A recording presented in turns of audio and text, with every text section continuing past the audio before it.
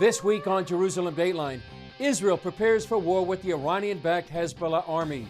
See how the IDF is developing state-of-the-art countermeasures to defeat its enemies while protecting civilians.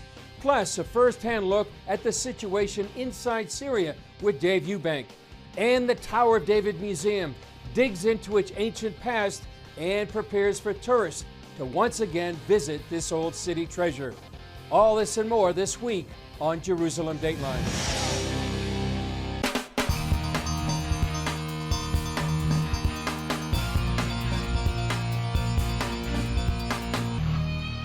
Hello and welcome to this edition of Jerusalem Dateline. I'm Chris Mitchell. 15 years after the Second Lebanon War, Israel is preparing for the next war with the Iranian-backed Hezbollah army. I attended an IDF training exercise that showed how Israel is developing tactics to both defeat Hezbollah and protect civilians caught in harm's way. In 2006, Hezbollah fired nearly 4,000 rockets at Israel for more than a month, forcing Israelis to seek shelter. Today, the terror group has amassed an arsenal of some 150,000 rockets and could fire as many rockets in one day as they fired in that 34-day war. In the ongoing week, we are exercising several scenarios against the terror organization Hezbollah. Colonel Barak Hiram says the IDF exercise is all about getting ready for the next conflict. They face a complicated battlefield and enemy. Hezbollah is targeting most of its arsenal against civilians and Israeli civil population. Secondly, is holding most of its activities embedded within the Lebanese civilians and using them as a human shield for his terror actions. Tactics haven't changed in 15 years, although the scope is likely larger. And we will not hesitate to take the most severe measures against those who are aiming thousands of rockets and missiles against innocent civilians for one purpose, to kill them. This is something that we will not be able to tolerate. For years, the IDF has documented how Hezbollah embeds its war machine within civilian infrastructure, like schools, hospitals, and homes. That's why Israel is preparing a state-of-the-art countermeasure. These are exclusive scenes of new IDF units called Sufa. They operate on the battlefield to direct fire at the enemy, while also protecting civilians. Using integrated touchscreens, software, and real-time intelligence, personnel synchronize air, land, and sea forces to target the enemy. Hezbollah wants the IDF to miscalculate and hit the terror group's human shields. The mission of these Sufa units is to constantly check and recheck targets so civilians are not harmed. The goal? Wage war, be humane, and deprive Hezbollah of a propaganda victory. Military leaders expect these units will make a difference, as the next war will undoubtedly require boots on the ground. We understand that in any scenario that will occur in the future, we will be forced to use ground forces and to maneuver inside Lebanon in order to eliminate threats against Israel and in order to protect the Israel's sovereignty and civilians all around. At a background briefing, CBO News learned this next conflict will be known as the First Northern Front War, since Hezbollah is so entrenched in both Lebanon and Syria. The IDF adds the next war will be on a bigger scale and hopefully create a new situation inside Lebanon, a scenario they hope ultimately leads to peace. Earlier this year, I visited the Israeli-Lebanese border for a closer look at the situation there. As we said, both Israel and Hezbollah are preparing for that next war. Take a look at what we found out then about that upcoming war. The border here between Israel and Lebanon is deceptively quiet, but on the other side of this fence lies Hezbollah with more than 100,000 rockets that can hit almost anywhere inside Israel. All of them were brought to Lebanon in order to be launched against Israel one day. Retired Lieutenant Colonel Sarit Zahavi studies the danger of Hezbollah through her research organization, Alma. Hezbollah is the proxy of Iran in the region. It's the most professional proxy of Iran in the region. It's the most equipped dangerous proxy of Iran in the region. And we are here standing, looking in the eyes of Hezbollah. And the people that are raising their kids just a few feet from us, every morning looking in the eyes of Hezbollah. I'm standing in the village of Hanita here on the Israeli-Lebanese border. Behind me, you can see children playing in this kindergarten, and over here, you can see how close the Lebanese border is. The sense of danger is real and ever present for those living here. In 2006, they lived through a 34-day war, which saw Hezbollah fire nearly 4,000 rockets into Israel. That barrage paralyzed northern Israel, chasing 1 million Israelis to the south, while the rest spent most of that month in bomb shelters. In 2021, the IDF believes Hezbollah is once again considering attacking Israel in what Zahavi describes as days of battle. Days of battle would mean that the people that are living just here, a few feet from us, would not be able to get out of their home because it will be too dangerous. Meaning that their children will hear the sirens every 2 weeks and will have to run for shelter. This is a reality that is unbearable for the people of the north. This is the only active border crossing between Israel and Lebanon. The UN base is just down the road within a no man's land, and I'm standing in an IDF base that keeps constant watch over Hezbollah. Their threat is no joke, and we never underestimate our enemy, but we keep training, we keep practicing, we keep on gathering intelligence and always getting prepared and keeping readiness for the next conflict, for the next fight, making sure we have the upper hand.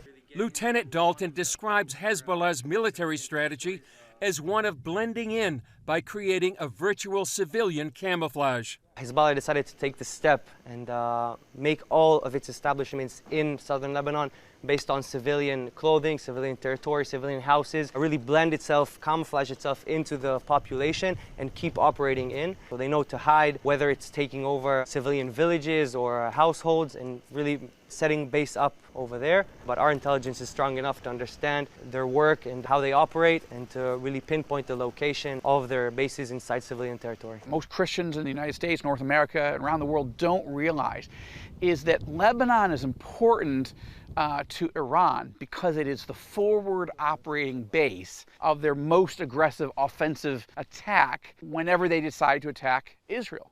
Middle East expert and author of the Beirut Protocol, Joel Rosenberg warns what might happen as the Biden administration considers re-entering the Iranian nuclear deal. If Israel feared that the Biden administration was going to go down some road of negotiations that was short-sighted, ill-conceived, and dangerous, Israel might have to attack to neutralize those sites. That could trigger Hezbollah. Iran would unleash a barrage, the most devastating missile attack maybe in the history of mankind. They have upwards of, I hear, 150,000 missiles positioned right across that border, all through southern Lebanon, and they would light up the skies, and all the Israel defenses, all the missile defenses we have, would do some good, but it couldn't possibly stop a barrage of thousands and thousands and thousands of missiles coming in every day. Israel's leaders realize those dangers. Some believe the IDF's goal would be to make its next response so massive that the next war with Hezbollah would be known as the last. Up next, an inside look at the situation in Syria with Dave Eubank of the Free Burma Rangers.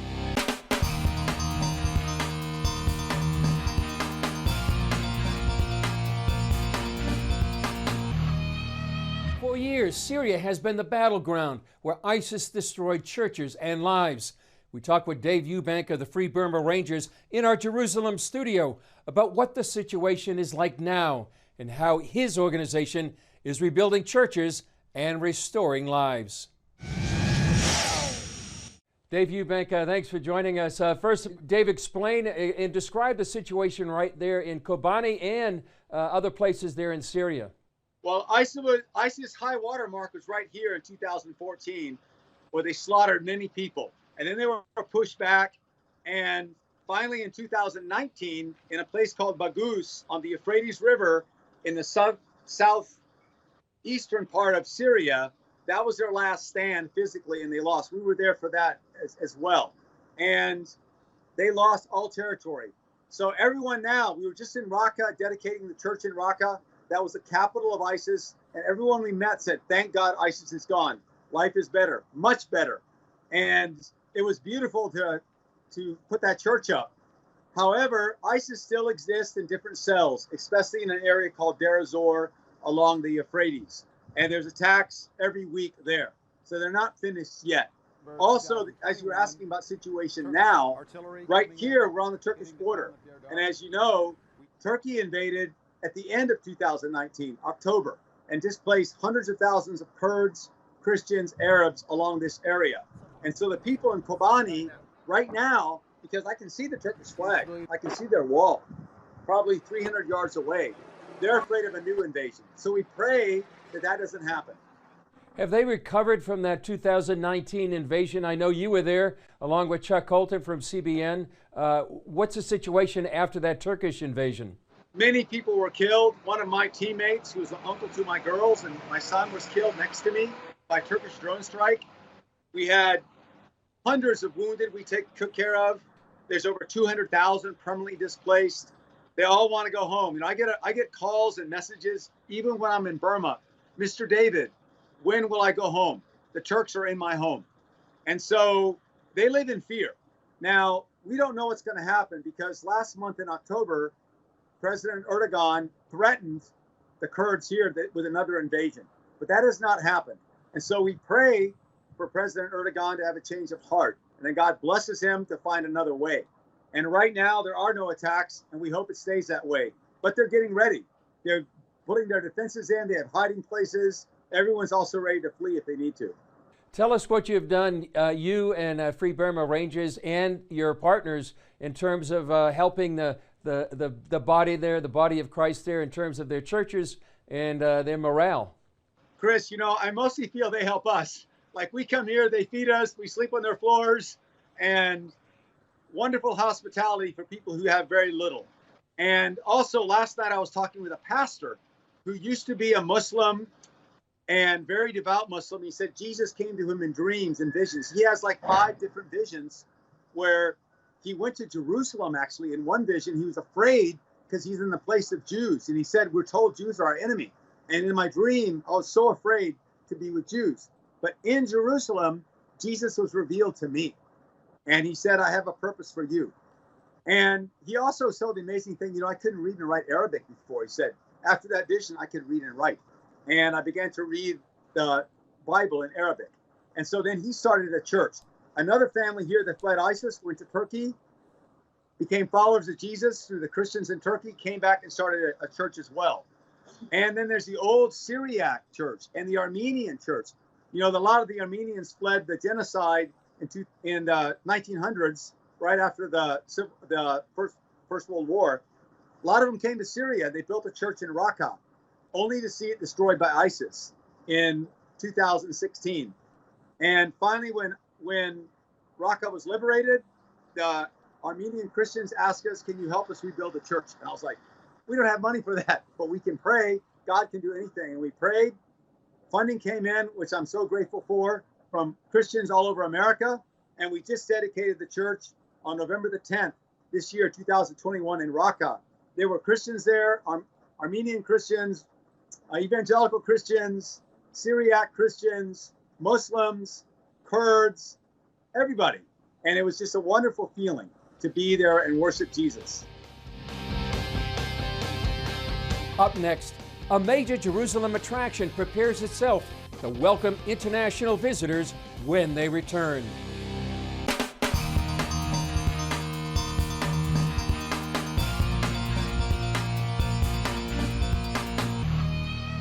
While COVID has drastically reduced international tourism, one major attraction in Jerusalem is using the downtime for a major restoration project.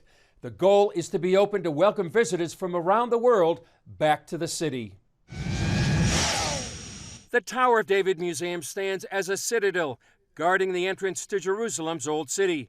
Some see it as one of the crown jewels of the city. The only museum in the world that tells the full story of Jerusalem, 4,000 years of rich history. Inside this magnificent citadel of the city represent all the layers from the history of Jerusalem. This week, the museum held a groundbreaking for a new pavilion and welcome center next to the Jaffa Gate. The Jaffa Gate serves as the main gateway into the old city of Jerusalem. With this new entrance and welcome center, the Tower of David Museum wants to increase the experience for millions of visitors to the most unique city in the world. Visitors will be able to enter the citadel from the west, enjoy the archaeology and history, and exit through the original Ottoman gate of the citadel straight to the streets of the old city with the knowledge and experience from the Tower of David as the perfect introduction to Jerusalem. The groundbreaking marked the halfway point of a multi-million-dollar restoration and conservation project. CBN News has chronicled this effort to modernize the museum, excavate ancient artifacts, and conserve treasures like this tower built by King Herod during the time of Jesus. Now the focus is the new Welcome Center. The construction presented a daunting engineering challenge. How do you dig down more than 50 feet next to a 500-year-old wall without making it collapse?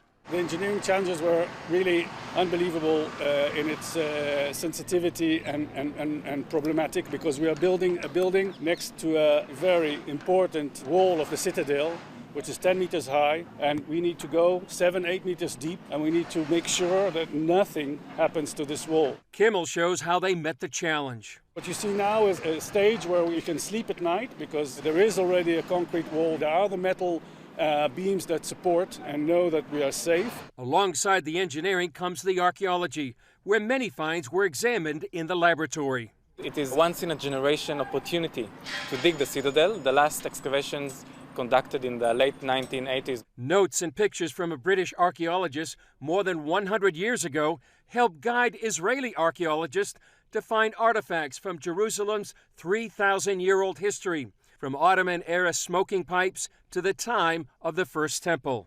Those involved in the project feel a sense of history. It's really one of the most exciting projects an architect can hope for, to work inside history and give a new, let's say, a new life to this history and make it accessible for everybody. The completion of this project is expected by November 2022. Still ahead, an Israeli design mall opens in an area that brings together Israeli and Palestinian merchants.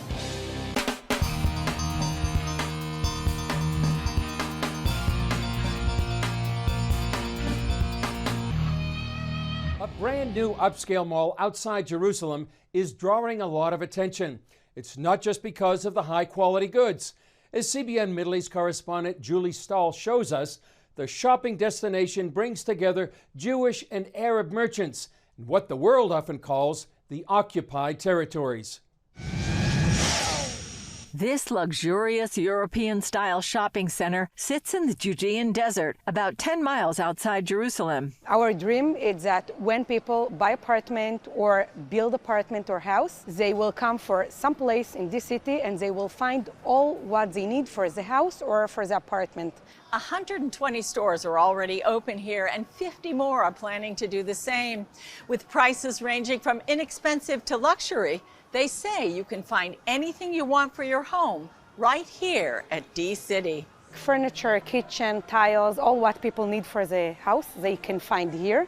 Panina Revach is CEO of the Design City or D-City Mall. Only when people come here, they really understand it's very special, very different. It's not only place to come to buy, it's really place that they can come, they can enjoy. Situated on the road to the Dead Sea, the mall offers restaurants, a hotel, and even a nearby theme park. I talk about tourists. And I'm sure that when we have some options like this, that we have very good restaurant and it's on the way for the Dead Sea, all of them will stop here, will come to enjoy in this place. D-City is built in what much of the world calls a settlement, although Israelis as well as Palestinians from the West Bank can set up shop here. I started to looking for a shop here, maybe to open something new, maybe to open something to go along with the theme. I decided to open a gadgety luxury gift shop that gives answers to alternative of perfumes and t-shirts and standard regular gifts. Luai Gul, a Palestinian from Jerusalem, owns a gift shop in Ramallah and now is opening one at D-City. To be honest, in a daily life, We try not to go deep into politics, just come here, do business together, live together, we share interests, we share businesses, we share life, basically. This is the 10th Nicoletti store in Israel. We opened before 2 months here, and Nicoletti is a design furniture, luxury from Italy, fabric, leather, and we have table with marble, wood, and all Italian style in here in Israel, in this shop. Tom Ovadia, son of the owner, says while this isn't a typical location for a mall like this, there are advantages. Mishor Adumim is not the best location in Israel, but this is something different because the Palestinians and Jews together here, and we sell for a lot of Palestinians. They can come to here. They don't need nothing. They can come, buy, and go. This is the first project in Israel, like the design city. It's the first time I see something like that. Okay, and it's really special to come to work here. Zina Roul manages this store. We don't feel any differences. Like we are one family here. Arabs, Jews, Muslims, Christians, we are all one. We live here. We live in Israel.